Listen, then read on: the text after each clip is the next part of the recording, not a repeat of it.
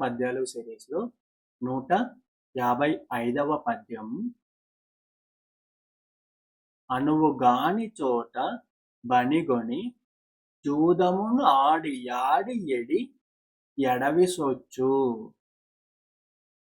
ఘనుని జూడజూచి గడువుము మూర్ఖత విశ్వదాభిరామ వినురవేమ.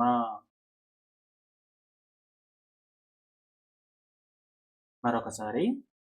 అనువుగాని చోట బనిగొని జూదము నాడి యాడి ఎడి ఎడవిసొచ్చు.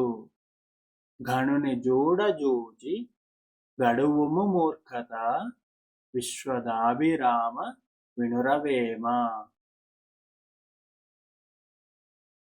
ప్రతిపదార్థం.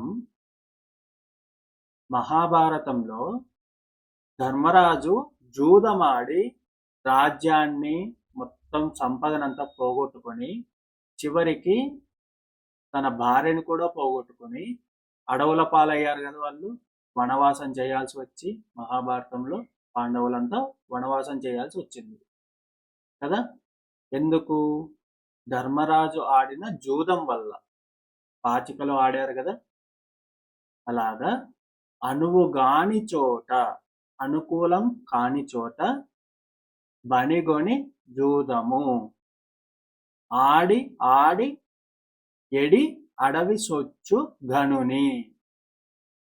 అలాగా అనుకూలం కాని చోట జూదమును ఆడి ఆడి చెడి అడవిలో సొచ్చి, అడవికి పోయి ఉన్న ఘనుని అంటే గొప్పవాణ్ణి. ధర్మరాజు గొప్పవాడే, కానీ అలా జూదమాడి అడవి పాలయ్యాడు కదా.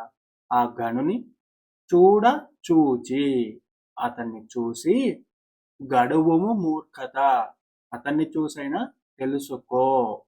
జూదం అనేది అనుకూలం కాని చోట ఆడకూడదు. ధర్మరాజు అలా అనుకూలం కాని చోట జూదమాడి అడవి పాలైనాడు, అతన్ని చూసైనా నువ్వు నేర్చుకో అని. భావం.